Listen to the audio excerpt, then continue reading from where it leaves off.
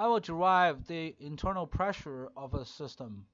It's delta U over delta V at constant temperature. First, we learned that du equals dq plus dw.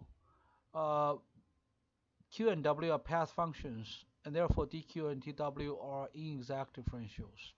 However, U is a state function, therefore we can design a different reversible process to have du equals dq reversible plus dw reversible. dq reversible is equal to TdS by definition.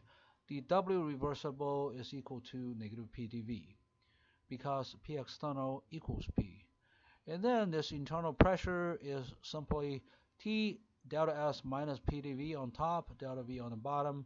We separate these two terms. We have temperature times delta S over delta V at constant temperature minus, over here it's simply P. So we have this P here, minus P here. And then delta S over delta V, what is this? We have to use one of the Maxwell relations to simplify delta S over delta V at constant temperature. Given the differential form of this Helmholtz free energy, we can see dA over dt is simply negative entropy if volume is constant. So if volume is constant, this term disappears. dA over dt is negative S. It's here. Similarly, dA over dV is simply negative P. It's here if temperature is constant. And then we can use a calculus rule. Since A is a state function, we can do the first derivative with respect to t first and then followed by v, or we can do v first followed by t. It should give you the same result. And then by looking at this equation, we realize this top term is simply negative entropy here. This term is simply negative pressure here. So we simply plug in this negative S and negative P here and here. We get the one of the four Maxwell's relations. And we'll use this Maxwell relation because the internal energy pressure equals T times this term, which is this.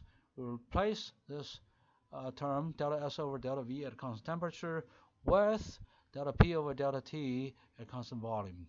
And then we have a simple equation here, and it only includes PV and T. Delta P over delta T at constant volume can be easily derived or determined experimentally. And also we can prove delta P over delta T at constant volume equals beta over kappa. Beta is how the relative volume change depends on the temperature change at constant pressure. Kappa is how the relative volume change depends on pressure change at constant temperature.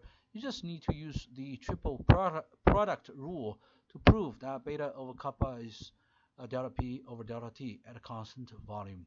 For ideal gas, we can easily derive this because delta P over delta T for ideal gas is simply nR over V at a constant volume.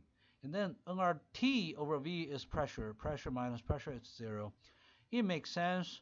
The internal energy of an ideal gas does not depend on volume if temperature is constant because the potential energy of an ideal gas is 0, and the kinetic energy depends on temperature only if temperature is constant, and then kinetic energy is a constant, and therefore U is a constant at constant temperature. For van der Waals gas with this equation of state, pressure equals nRT over V minus Mb minus this attraction term An squared over V squared. It's very simple and but very useful for describing some real gases. And we compute this internal pressure here.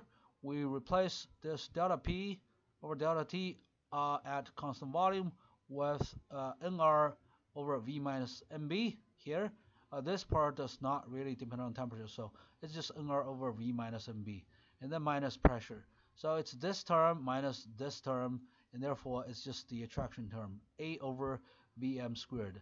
This is the limitation of the van der Waals equation of state. Because the internal pressure has a physical meaning. This means how does the internal energy depend on volume when temperature is constant? When the temperature is constant, the kinetic energy is constant. So really it's just how the potential energy depends on volume, or how the attraction depends on volume, and how the repulsion between the gas particles depend on volume. When volume changes, the average distance between gas particles change. Therefore, both attraction and repulsion should depend on the volume. But over here, you only see the attraction term. So anyway, I think this is the limitation of this van der Waals equation of state. For liquid and solids, very simple. You need to look up the value of beta and the value of kappa for the liquid or solid, and then that's it. Plug it in, and you should be able to kind of just compute the internal pressure of a liquid or solid very easily.